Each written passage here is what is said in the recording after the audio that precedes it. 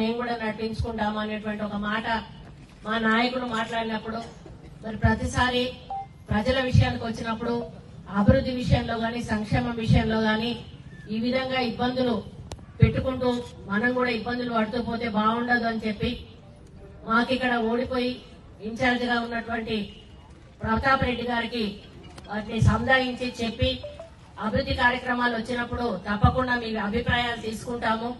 మరి ఏదైతే ప్రభుత్వ కార్యక్రమాలు అధికారిక కార్యక్రమాలు ఉంటాయో వాటిని సాఫీగా నడిచే కార్యక్రమం చేద్దాము అని చెప్పి మరి ఇక నుంచి ఇక్కడ ఏ అభివృద్ధి సంక్షేమ కార్యక్రమాలు జరిగినా కూడా ఎటువంటి ఇబ్బంది లేకుండా సాఫీగా ముందుకు పోయే విధంగా చేయడం జరుగుతుందని ఈ సందర్భంగా ఈ వేదిక మీద నుంచి తెలియజేస్తా ఉన్నాను.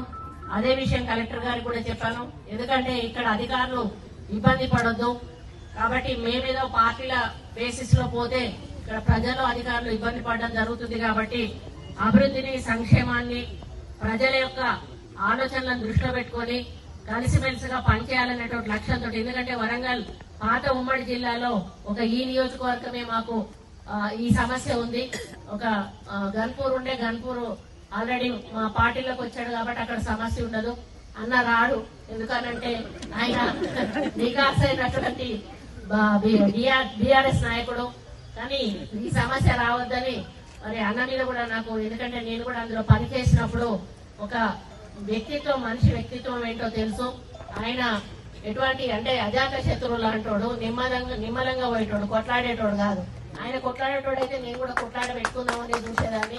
కానీ ఆయన కలుపుకోయేటువంటి వ్యక్తిత్వం ఉన్నది కాబట్టి నేను కూడా కలుపుకపోయే ఈ కార్యక్రమాలు చేసుకోవాలని ఒక నిర్ణయానికి వచ్చాం. కాబట్టి అన్న ఇక ముందు మరి అభివృద్ధి సంక్షేమం విషయానికి వచ్చినప్పుడు దయచేసి మీరు కూడా ఏవైనా కార్యక్రమాలు తీసుకునేటప్పుడు మీ నుండి ఏవైనా ప్రజలకు ఇవ్వాల్సి వచ్చినప్పుడు దయచేసి మా నాయకులని మీరు ఆలోచించకుండా అందరినీ కూడా కలుపుకోవాల్సిన బాధ్యత మీ మీద ఉంది. కాబట్టి అది కూడా మీరు ఆలోచించాలని ఈ సందర్భంగా విజ్ఞప్తి చేస్తా ఉన్నాను.